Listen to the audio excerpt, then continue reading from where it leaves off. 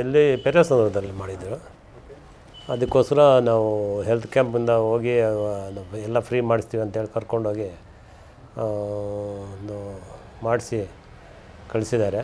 ಇಲ್ಲೇ ಪೆರೇಸಂದ್ರ ಸ್ವಾತಿ ಹೋಟ್ಲ್ ಹತ್ರ ಚೆಕಪ್ ಮಾಡಿ ಅಲ್ಲಿ ಎಲ್ಲ ಸ್ಕ್ಯಾನು ಇದು ಎಕ್ಸ್ರೇ ಎಲ್ಲ ನೋಡಿಬಿಟ್ಟು ಸೌದಿದೆ, ಸರ್ಜರಿ ಮಾಡಬೇಕು, ಬಾಲ್ಸ್ ಹಾಕಬೇಕು, ಬಾಲ್ಸ್ ದುಡ್ಡು ನೀವು ಕೊಟ್ಟರೆ ಫ್ರೀ ಮಾಡ್ತೀವಿ ಅಂಥೇಳಿ ಕರ್ಕೊಂಡೋಗಿ ಮಾಡಿಸಿ ಕಳಿಸಿದ್ದಾರೆ ಸರ್. ಅದು ಪರವಾಗಿಲ್ಲ, ಸುಮಾರಾಗಿ ಚೆನ್ನಾಗೇ ಮಾಡಿದ್ರು.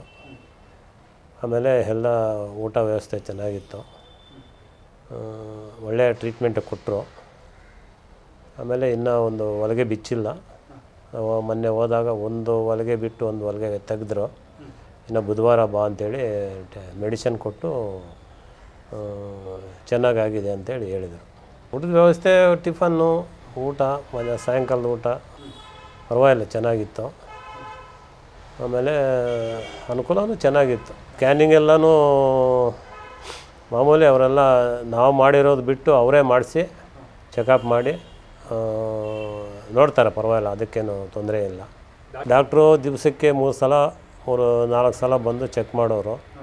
ದೊಡ್ಡ ಡಾಕ್ಟ್ರು ಅಂತೂ, ಸರ್ಜನ್ ಅಂತೂ ಪ್ರತಿ ದಿನ ಬೆಳಗ್ಗೆ 9 ಗಂಟೆ 10 ಗಂಟೆಗೆ ಬಂದು ಎಲ್ಲ ವಿಚಾರಣೆ ಮಾಡ್ತಾಯಿದ್ರು. ಪರವಾಗಿಲ್ಲ, ಚೆನ್ನಾಗಿ ನೋಡಿದ್ರು. ಕಾಲಿಗೆ ಬಾಲ್ಸು ಅಂತ ಹೇಳಿದರು, ಬಾಲ್ಸ್ ಹಾಕಿ ಮಾಡಿದ್ದಾರೆ ಸರ್. ನೋವು ಇನ್ನೂ ಒಂದು 60% ಮೇಲಿದೆ, ಇನ್ನೊಂದು 40% ಇದೆ. ಇನ್ನೂ ಒಂದು ತಿಂಗಳ ಕಾಲಾವಕಾಶ ಬೇಕು ಅಂತ ಹೇಳವ್ರೆ. ಅದಕ್ಕೆ ರೆಸ್ಟಲ್ಲಿದ್ದೀನಿ. ಎಲ್ಲ ಪರವಾಗಿಲ್ಲ, ಒಳ್ಳೆಯ ಶಾಸಕರು. ನಮಗೆಲ್ಲ ಮೊದಲಿಂದ ನಮಗೆ ಒಂದು ಅನುಕೂಲ ಇತ್ತು. ಅದ್ರ ಜೊತೆಗೆ ಇವಾಗನೂ ಚೆನ್ನಾಗಿ ಮಾಡ್ತಾಯಿದ್ದಾರೆ. ಅದಕ್ಕೆ ಅವರ ಮೇಲೆ ನಮಗೆ ಭರವಸೆ ಇದೆ. ಒಳ್ಳೆ ಶಾಸಕರು ಅಂತೇಳಿ ನಾನು ಭಾವಿಸ್ತಾಯಿದ್ದೆ. ಆಂಬುಲೆನ್ಸು ಚೆನ್ನಾಗಿ ಓಡಾಡ್ತಾಯಿದೆ.